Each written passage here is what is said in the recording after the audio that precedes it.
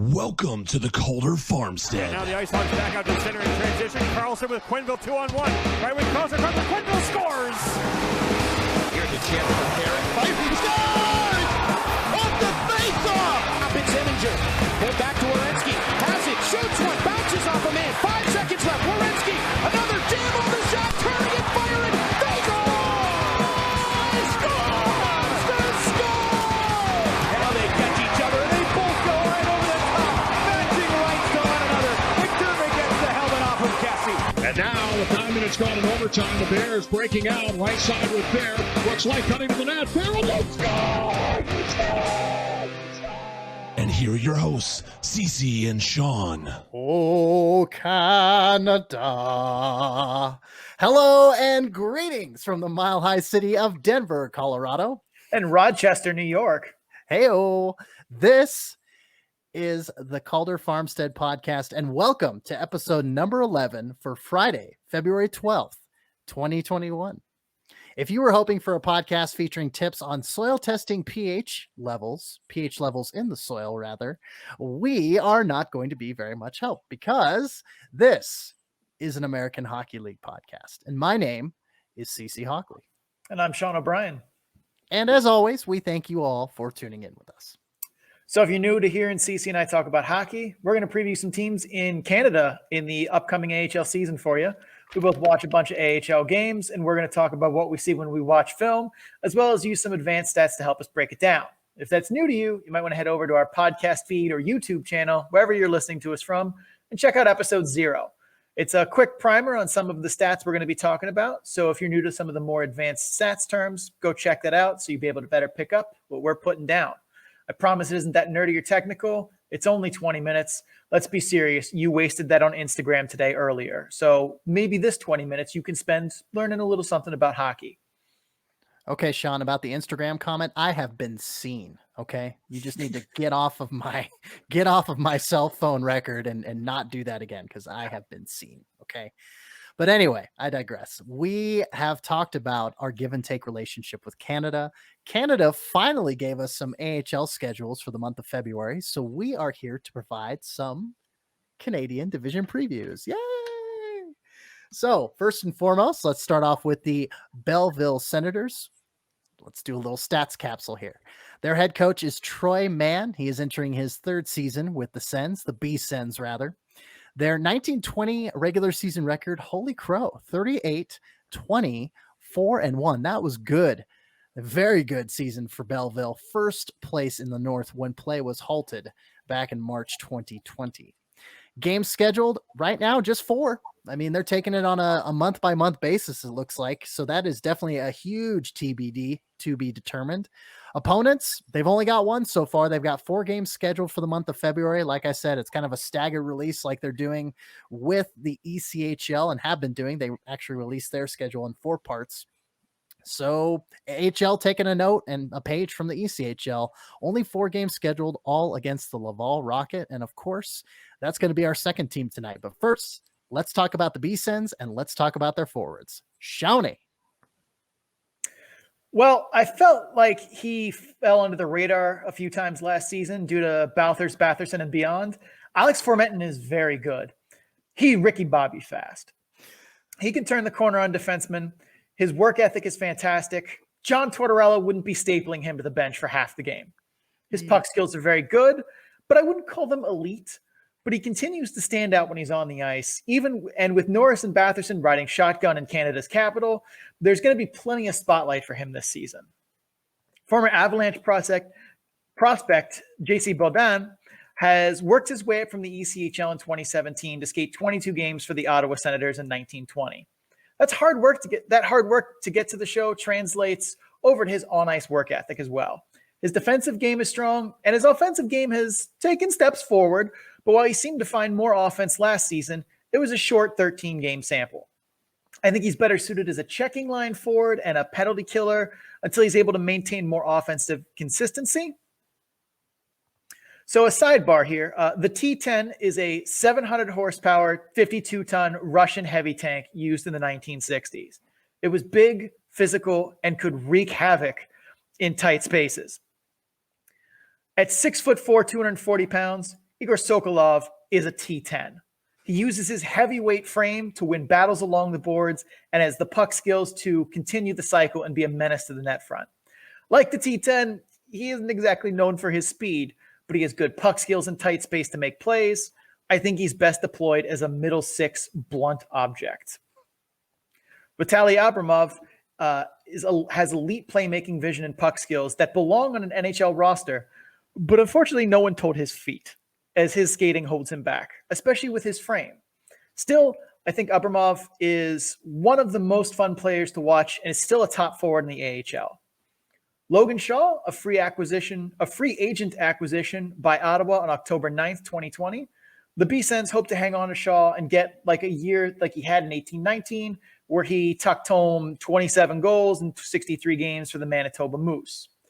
Pretty good size, shot, and cycle game along the boards all contribute to his solid gameplay and numbers. An increase in aggressiveness would help him be more of a physical presence to go along with his point-getting ability, though. But still, he's a player I like for the B-Sens in their top six, no question. Jonathan Davidson didn't have a great rookie season, but I think there are a few good reasons for that. He battled injuries all season long, and it was his first season in North America, his first time in 3 seasons playing away from his brother Marcus. His rookie campaign was also only 18 games in the A and 6 in the show. Not exactly a ton of runway to get going. Still, I think he has some skill to pair with very good skating. He's not terribly physical, but he's an effective forechecker and responsible on his own end. If he can add some more polish to his puck skills or playmaking vision, I think he pans out as a useful player for the B-Sens. Logan Brown was just sent back from Ottawa, but he's waiver exempt and is likely to be yo-yoed kind of often in this weird season. But he'll factor into Belleville season despite him clearly being ready to at least be a regular NHLer, especially on Ottawa's roster. Brown skates well for his size, but I wouldn't say he skates well. He does pair that large frame with great puck skills and good playmaking vision. Injuries have nagged at him for the last little bit, and he's going to need to adjust to the faster game in the show, but I think he's an NHL player. Remember when Cole Castle shut down Leon Draisaitl and Connor McDavid en route to a Memorial Cup? That was 2015. He wasn't tendered a qualifying offer after 3 seasons in Utica that were mostly forgettable, albeit he made some strides in his offensive game in 17-18. He spent a season in Germany and went from Belleville, where he was unspectacular, to Wilkes-Barre-Scranton, where he seemed to find his offensive game with Adam Johnson on his wing. His defensive game won't shut down Draisaitl or McDavid anymore, but he's got good instincts in the D zone. He has okay puck skills and flashes of offensive vision. But I'm not going to believe that he's more than a bottom 6 penalty killer until I see it game in, game out. I am going to be the last guy on the wagon for him because of how the past several years have gone. Speaking of guys the Canucks organization let walk, Joseph Lebates is best served as a physical grinder who can win battles along the boards and play net front. He's pretty good at getting deflections, but he's not a good shooter. He managed to calm down poor penalties last season, and that's always a positive trend, but he's a bottom 6 role player at best. Mark Kastelik may not have flashy high-end skill, but he's got a lot of sandpaper to his game and the ability to drive to the net and create chances from in close. He reminds me of Daniel Carr in a lot of ways, but Carr has more polish to his skill set and a better hockey IQ. Regardless, I think Kastelik can carve out a niche role in the middle 6 for the B-Sens this season. Philip Schlaplik is another I'm surprised to see here. He got 31 games in Ottawa last season and looked good enough in them. He has good puck skills and hockey IQ, but doesn't skate that well, although, to his credit, his skating's coming along. He should be a good contributor for Belleville this season. I don't think he gets top-line minutes for lineup balance, but he's certainly worthy of that role. Ridley Greg is the Senators' 2020 first-round pick. First-round picks from October appearing in the AHL preview is still weird to me, but Greg's game isn't subtle.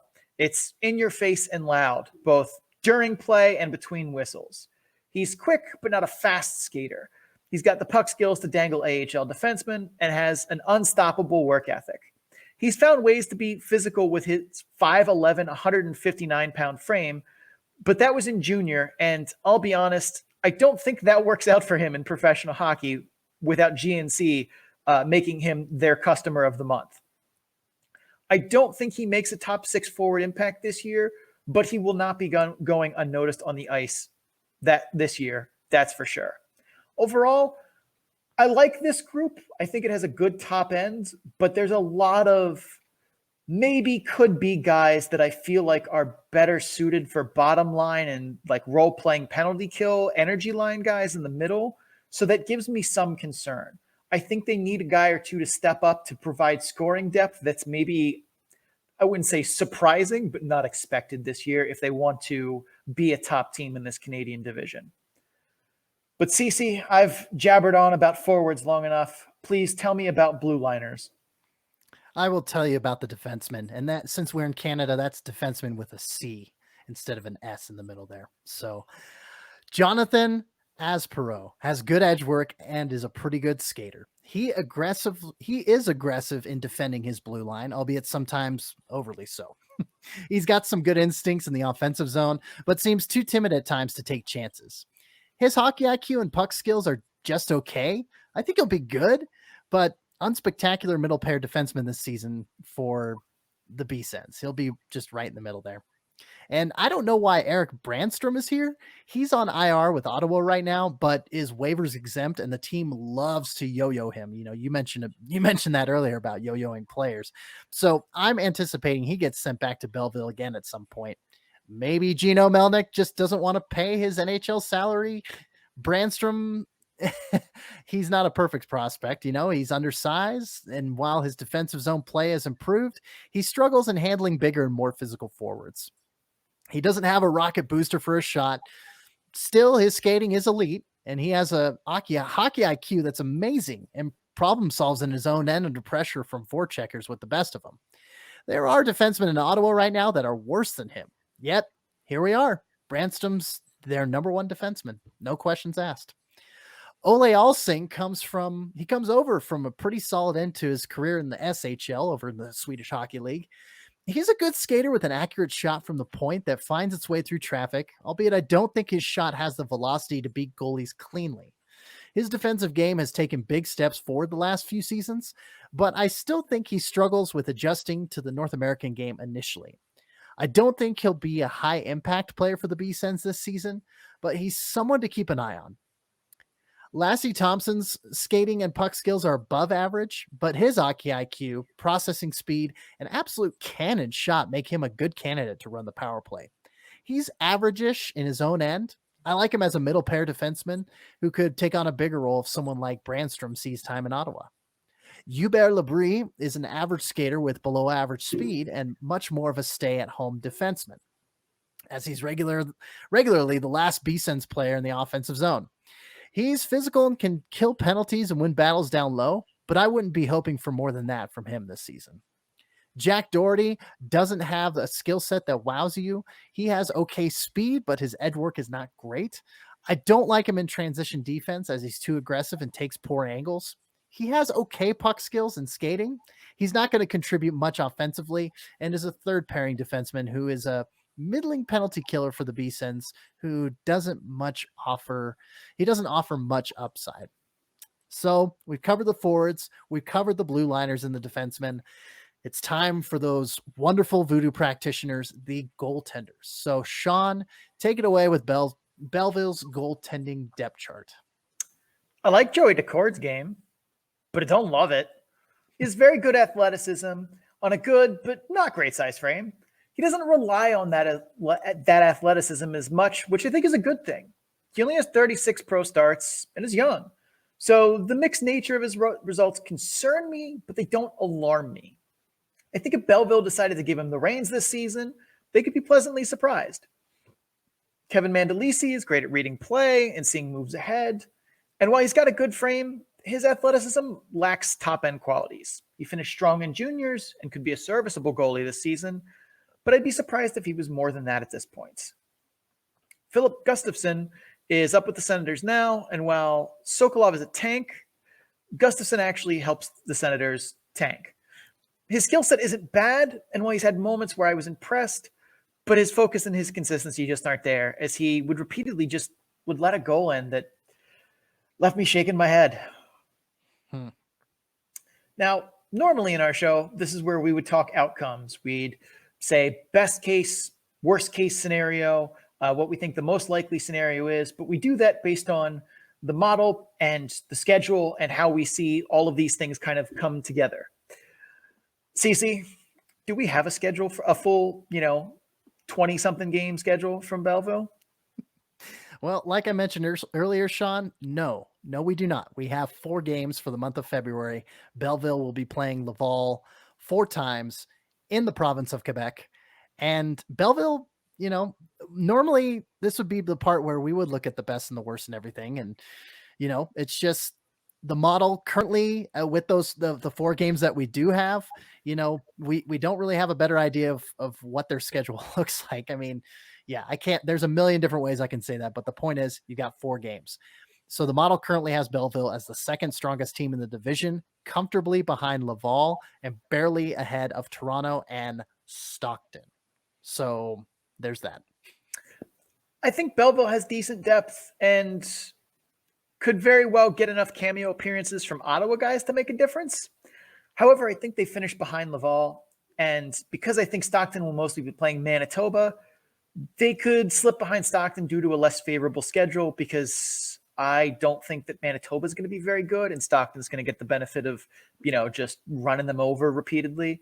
Whereas it looks like at least Belleville is probably going to play a lot of Toronto Laval, which is a tougher end of the Canadian division. So I think they're a second, third team. CC, any thoughts beyond that you would like to chime in?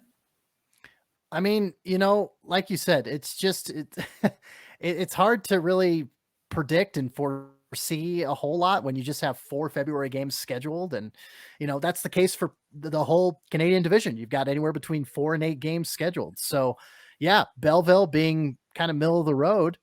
I mean, with what we have and what we broke down in regards to the players and the cores that we have there, it's kind of maddening that we can't go a little bit more in depth and a little bit deeper on the Canadian division and predict, hey, this is projected for X amount of points, which is this amount of points in this season. So it's just kind of the hand we've been dealt with COVID-19 and the global pandemic, and especially with the provincial, guidelines and health concerns that there are in the province of Ontario.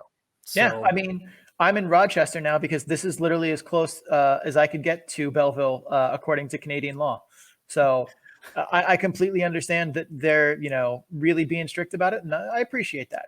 But that's all we really have for the Belleville Senators right now. We will be, doing the Canadian division as part of our preview and recap section. So we'll get into a little bit more then. If we get a little more schedule, maybe we'll be able to give you an updated projection. But for right now, that's all we got. We're going to pause to pay some bills here. We'll be back in just a moment, and we're going to be talking the Laval Rocket. All right, and we are back. We covered the Belleville Senators first and foremost in this episode, and now we are going to be covering the Laval Rocket. Off we go to the only AHL franchise in the province of Quebec. So here's the stats capsule for the Laval Rocket. Their head coach is Joel Bouchard. He is in his 3rd season with the club. 19-20 regular season record, 30-24, 5-3. That was good, and I use that term loosely. That was good for 6th in the North Division. Their affiliation for 2021, the Montreal Canadiens. And they don't have a ECHL affiliate yet. Yeah. Trois-Rivières, they are going to be granted an ECHL franchise next season. So stay tuned for that, and you'll get an all-inclusive one province affiliation. And that's something I forgot to mention with Belleville, is that, of course, their wagon is hitched to the Ottawa Senators, but unfortunately they do not have the Brampton Beast to send prospects back and forth to in the ECHL, since that whole North Division was scrapped. So let's talk about some games. Like I mentioned earlier, it's either 4 games or 8 games with every Canadian division team.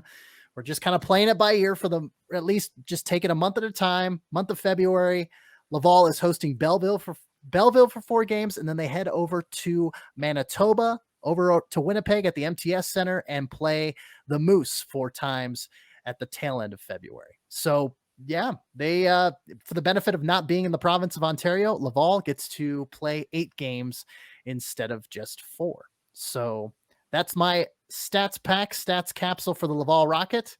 And we'll seg right into the forwards group for Laval. Okay, so this is yet another team with an unwieldy number of forwards on their roster. We dealt with it with the San Jose Barracuda, and now we're dealing with again with the Laval Rocket. But when you're a franchise with money to burn and no border problems to worry about, you might as well keep everyone we might as well keep everyone around, I guess. Easy for me to say. I don't know how you can manage playing time in a shortened season with an oversized group like this, but bon chance, Monsieur Bouchard. That's my best French. I'm a Spanish speaker, not a French speaker. Yannick Veilleux. Thank you. Appreciate that. Yannick Veilleux has been back and forth between the AHL and ECHL since his professional career began back in 2012-13. He makes an impact on the score sheet, but Veilleux is also one of those role-playing guys that isn't afraid to drop the gloves if need be. I mean, just a quick Google search and you'll find that out. He's got some YouTube video there, some pretty decent fights for sure. His career in Laval last season projected him as a first-line forward in 26 games played.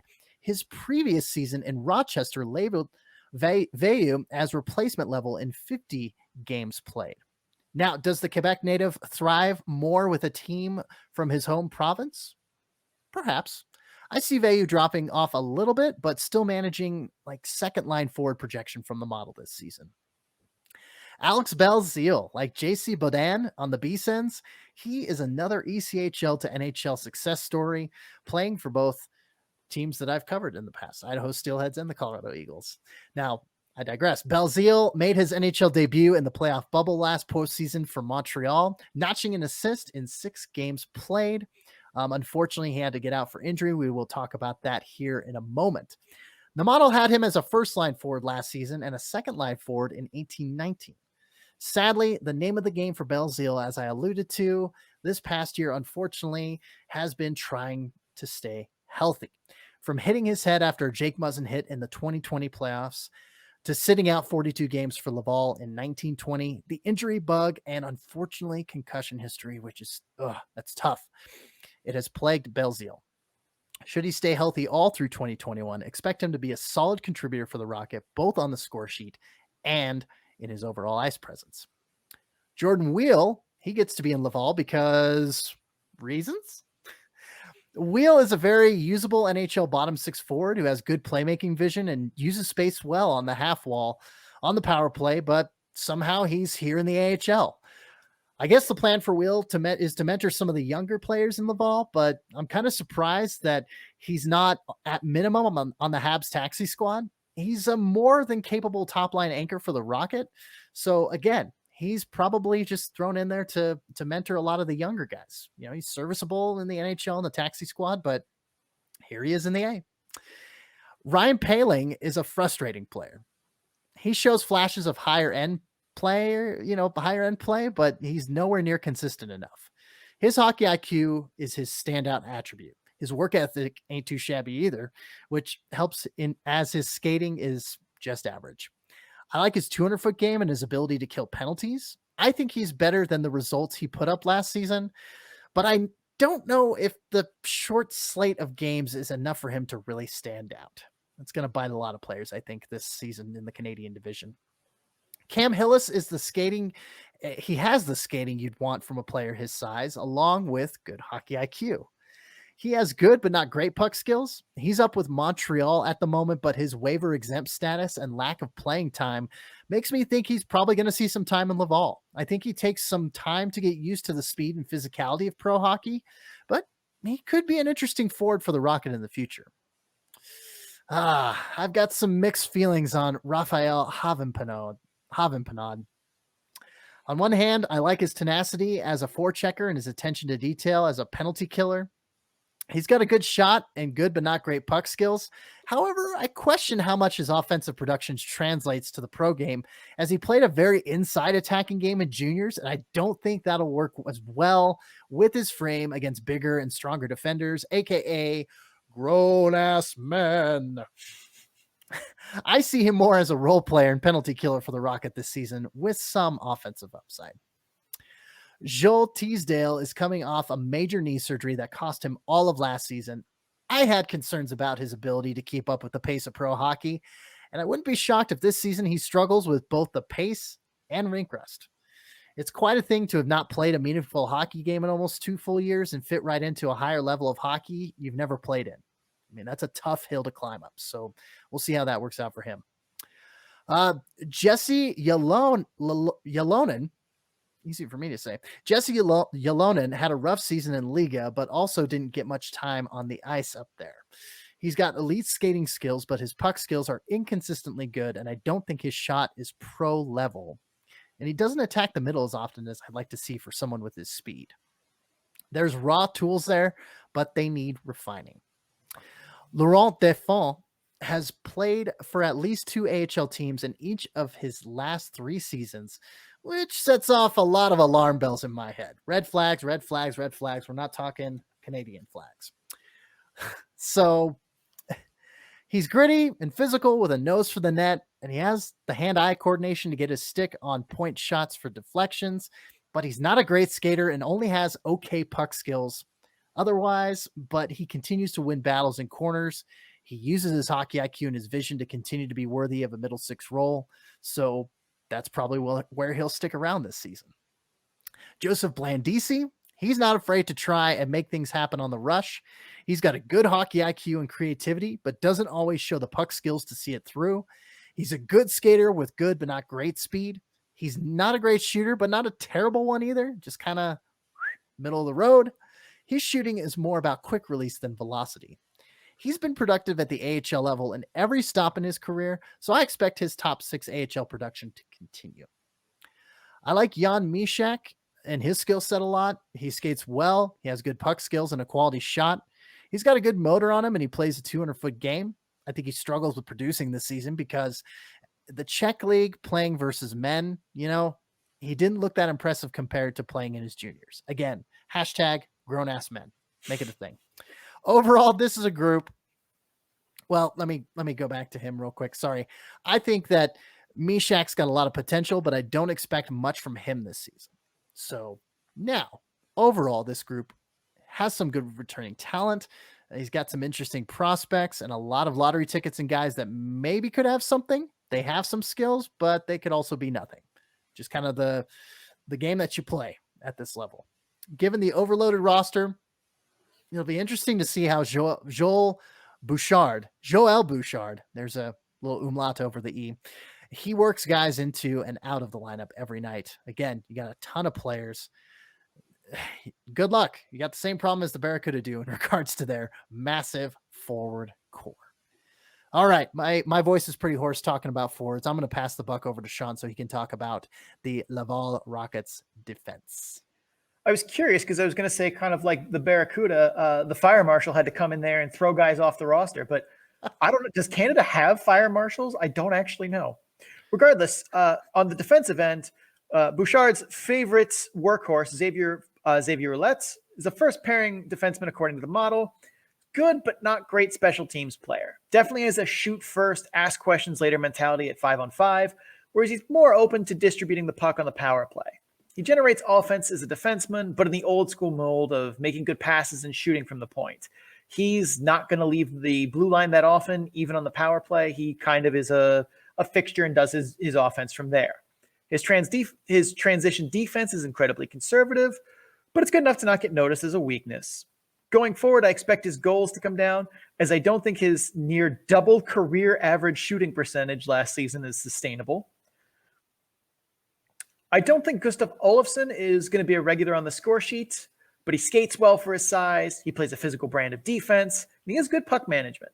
He's good in his own zone. He makes a reliable defensive partner with someone with more offensive take on the game. Cale Fleury is very well-rounded, jack-of-all-trades kind of game. He skates well, uses his body well, he defends well. He lacks a clear-cut weakness, but he also lacks a clear-cut NHL-level skill. I like him, but I think of him as a lower-tier top-4 defenseman for the Rocket, but not a clear number 1. Otto Leskinen has had a decent rookie campaign. He's capable of jumping up and joining the rush, and he has enough puck skills and vision to be a factor on the power play units. His defensive game is still not great, but I saw improvement throughout the season. I don't think he's a good candidate for top pair minutes on the Rocket, but middle pair minutes, some power play time, I think that'll do him some good. Kaden Gooly is probably one of the more interesting guys on this roster, being a recent draft pick. He skates well for a 6'2" defenseman. He's physical, but he stays out of penalty trouble. He has good puck skills, but he doesn't have the high-end vision you'd expect from a big offensive producer from the blue line. I don't think he makes an impact on the score sheet for Laval this season, but I expect him to get a few games in Montreal simply by the virtue of being a first-round pick. Regardless, he should be a reliable defender in his own end and be useful in transition. Now, I had to triple-check this, but Gianni Fairbrother is on the Laval Rocket roster and was not a character on Game of Thrones. I mean, Tormund Giantsbane, Dion Greyjoy, Corin Halfhand, Davos Seaworth, Gianni Fairbrother. It fits right in there. I feel a quiz coming on. Possibly in the future. Possibly. Continue. He probably could have snuck in a guest appearance on Game of Thrones, given how much time he missed with an injury in 2 of the last 3 seasons in juniors. Now, staying healthy is not a skill, but that is something that is concerning when you see how often and for how long he was injured. On the ice, he's more of a defensive specialist who has just enough tools in his offensive toolbox to remain on the radar for the Canadiens as a prospect on defense. His decision-making and puck management leave some to be desired, and I'd recommend he get sheltered, limited minutes to start. But there's enough here for him to find a good middle pair role mid-season.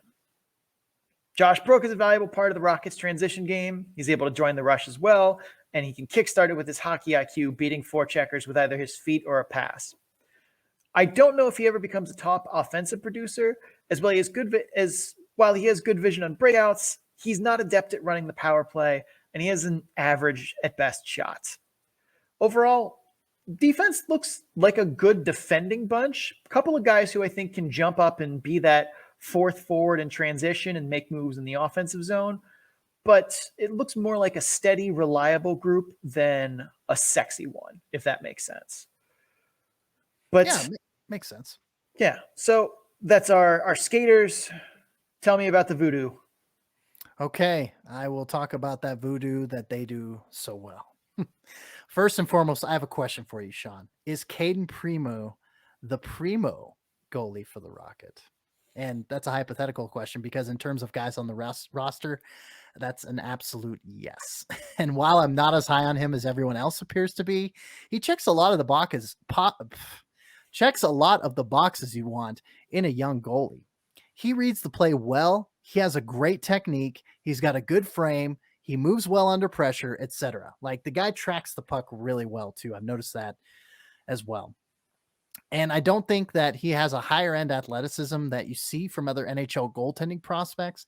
And I question his focus at times. Like I said, he does track the puck pretty well, but he has let in a few more low percentage shots than I felt like he should have. But when he's on, he's really on. So there's that.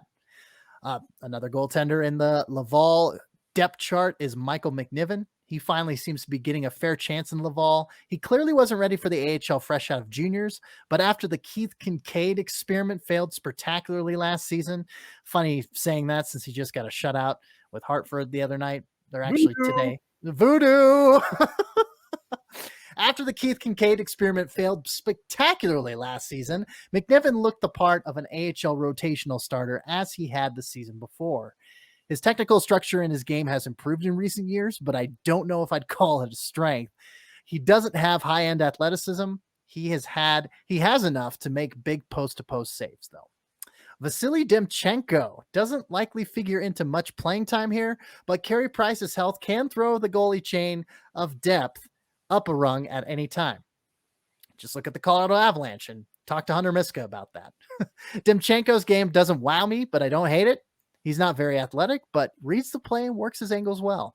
I think he's capable of being a 1B start in the AHL if given a chance. All right, so there's all the players. There's all the groups that we normally talk about when it comes to our season previews. Let's talk about our modified outcomes because, once again, we can't get in depth as we could with the American teams and their divisions. So, Sean, let's start with you. We'll discuss where we think these Canadian teams or where Laval is going to end up in the Canadian division rankings. So if you're a Laval Rocket fan and skipped over the Belleville Senators, haven't checked us out before, we would normally be doing best case, worst case, most likely outcomes here. But we don't have a full schedule for Laval, so we really can't be like, oh, in a hypothetical 33-game schedule, they would get X number of points. We don't know who they're going to play. We don't know, if they get to play Manitoba 20 times, that looks pretty good for them. But if they have to play, Belleville and Toronto, while I think Laval is the better team than they are, hockey is a game with a, tiny frozen rubber disc played with freeway speeds. Like, goofy things are going to happen. They're not going to win every game. When they're the better team. Currently, the model has Laval as its strongest Canadian division team by a pretty comfortable margin. And because they have a lot of rostered guys who can contribute and not a lot of CHL guys who, they're going to have to say goodbye to should the rest of Canada ever figure it out, I would be surprised to see Laval fall out of the top 3 in the Canadian division. CC, what do you think? I'd say top 3 as well, because, the other teams, they've also got sunnier prospects for seeing guys sent down to play. As I don't think Montreal is really looking up to ship guys to Laval for extended periods of time unless they were already there. So while I think Laval has stably the best Canadian is stably the best Canadian division team right now, they're the least likely team to improve in my mind via NHL to AHL transfers. So it's an interesting little dichotomy that they have there, that, they've got so much depth and they've got so much, so many people on the team, so that, the NHL doesn't necessarily have to send help or will send help in that regard. It's kind of like I said, an interesting little dichotomy. And I also noticed this as we were looking over the Canadian division and previews, is Canada now is starting to take over more and more single name teams. So they have the Heat, the Moose, and the Rocket. If they take the Wild, they have all 4. So I'm counting on you to hold down the singular team name for our side of the border here. That's an astute observation, my good sir. And completely meaningless, but we'll go with it. That is on brand for us. Perfect. Anyway, that's it for our show. If you guys are enjoying the show, please make sure you subscribe so you get episodes in a timely fashion. Also, please rate and review the podcast wherever you are. So that way, if you rate and review it, other people are able to find it more easily. If you're watching on YouTube, like the video and comment what you thought of the episode. You can also follow the show on social media, at Calder Farmstead on Twitter, at the Calder Farmstead on Instagram and Facebook. Links to all of that and more can be found in our link tree, which is scrolling at the bottom of our YouTube video here. But for those in the audio version, is linktr.ee/the Calder Farmstead. linktr.ee/the Calder Farmstead. And my name is CC Hockley. The Calder Farmstead is part of the Full Press Radio Network. You can find this podcast, of course, other hockey podcasts, and a lot of other great sports and sports entertainment programs at fullpresscoverage.com.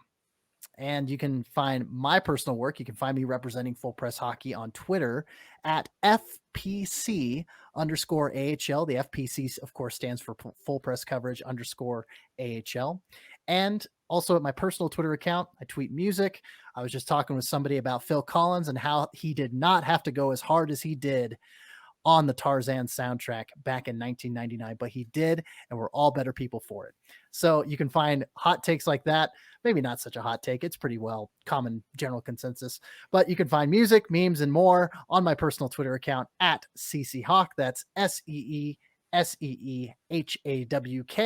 And you can also check out my writing on Full Press Coverage at www.fullpresshockey.com. There's a specific site specifically designated, imagine that, for professional hockey. So check it out, fullpresshockey.com.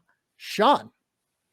I'm Sean O'Brien. You can find me on Twitter at Sean O'Brien81. That's SEANOBRIEN81. I'm also on Instagram at Sean O'Brien _81. Both of those are personal accounts. They're 80% hockey on Twitter with, some pop culture mixed in, along with my usual brand of humor, me making fun of the Zack Snyder cut of Justice League was one of my themes this week. Instagram, bunch of dog pictures, some landscapes because I'm so artsy. You can find all of our stats work, the analytics model we talk about, as well as a bunch of more information on the AHL, ECHL, and SPHL kind of on Tableau at bit.ly/data-dump-and-chase, all lowercase, all one word. Big thanks to Adrian Drake, who made our theme music. You can find him on social media at AD_dysfunction, DYSFUNCTION, so he can make music for you too. And that'll do it for our first of 2 Canadian Division season preview episodes. And we've got 3 teams left: Toronto, Stockton, and Manitoba. So stay tuned for that.